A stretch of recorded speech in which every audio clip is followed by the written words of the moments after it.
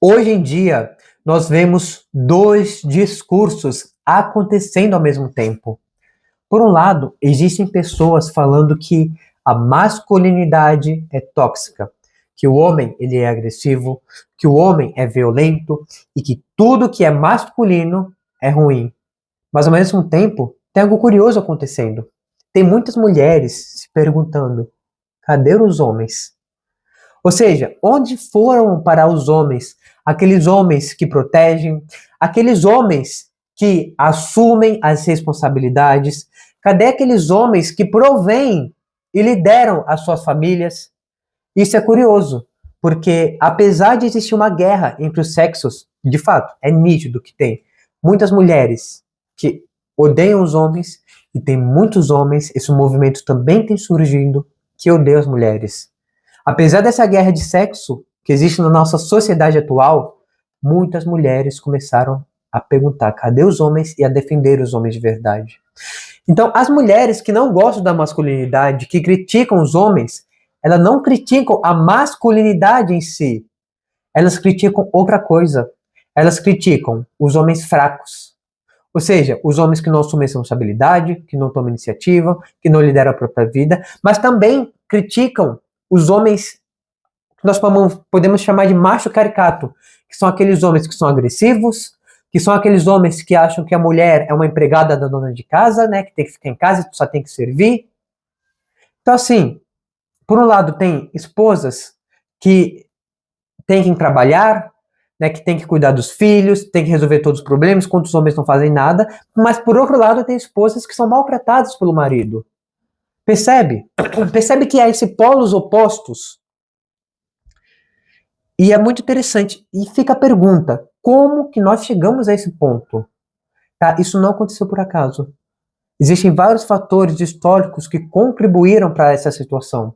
Então, antigamente, bem antigamente, podemos falar uns 2, 3 séculos atrás, existia uma masculinidade verdadeira, que era aquele homem que assumia as responsabilidades, que protegiam as suas esposas, que serviam a família, mas ao mesmo tempo não eram egoístas, não eram violentos, tinham uma agressividade, mas uma agressividade ordenada.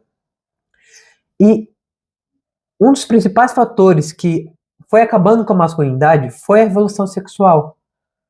Por quê? Porque antigamente, quando um homem se envolvia com alguma mulher, cara, existia uma possibilidade real dele ser pai.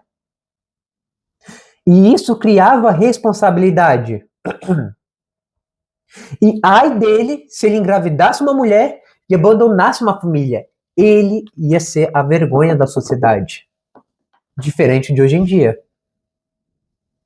Mas, com a revolução sexual, e falando, cara, é muito engraçado, porque a revolução sexual fala que deu liberdade para as mulheres, deu empoderamento para as mulheres, mas na verdade só acabou com elas. Por quê? Porque agora um homem é livre para pegar qualquer mulher sem ter responsabilidade alguma. Percebe como tirou toda essa responsabilidade, mudou profundamente o comportamento masculino. E é engraçado que existe um princípio na biologia que fala o seguinte: o espermatozoide é barato e o óvulo é caro. No reino dos mamíferos, esse princípio reina. Cara, vamos pensar assim. Na natureza, o macho pode simplesmente ter relações com a fêmea, deixar ela prenha e ir embora. Por quê? Porque o espermatozoide é barato, ele segue a vida dele, como acontece com várias espécies. Já a fêmea, não. Ela engravida, fica prenha, tem que parir, tem que cuidar dos filhos. Então, você percebe que quando a sociedade remove as consequências da irresponsabilidade masculina, muitos homens começam a viver apenas pelo prazer, porque o espermatozoide é barato e o óvulo é caro. E aí eles vivem sem responsabilidade, e aí eles vivem sem compromisso, e aí eles vivem sem direção.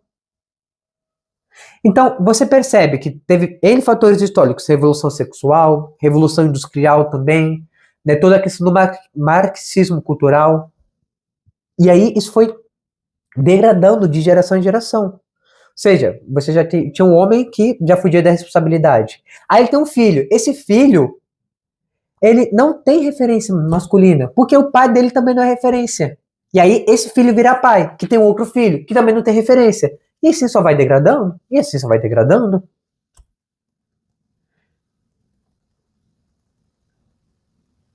E aí você percebe que se o menino vê um pai fraco, que não tem liderança, que não tem direção, que não tem responsabilidade, como ele vai ser homem de verdade?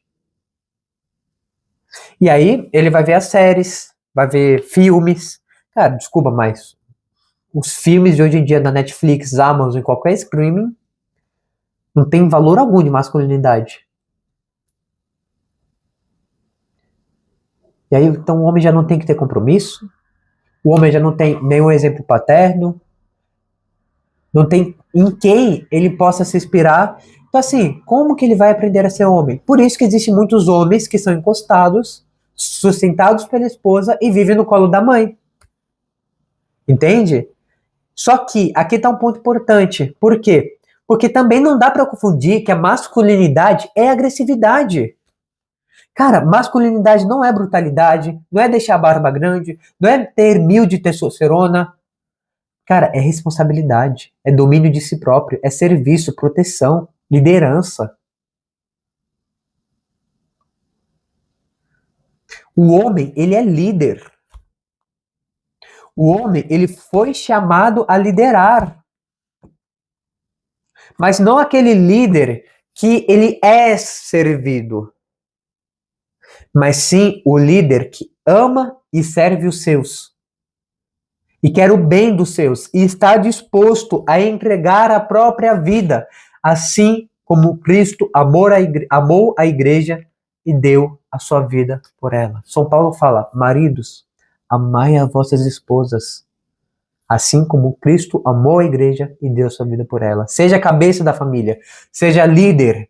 Mas um líder que serve e ama. O maior exemplo de liderança masculina é Cristo. Cristo era líder. Ele liderava os apóstolos. Mas ele liderava não para ser servido, não era um autoritarismo. Porque, mesmo sendo líder, ele lavou os pés dos apóstolos, dos discípulos. Trabalho de escravo. Porque ele servia.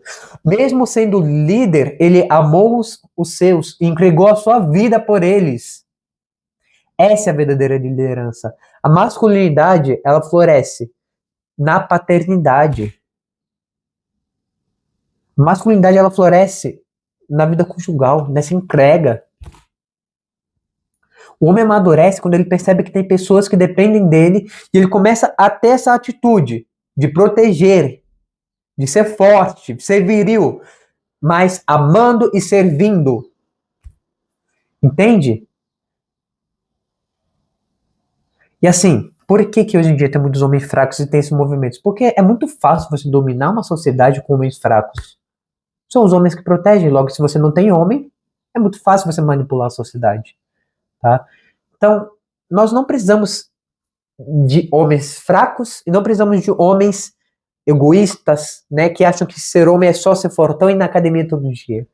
Nós precisamos ter homens que amam, precisamos ter homens que protegem a sua esposa e que estão dispostos a entregar a própria vida para o bem da sua esposa e dos seus filhos.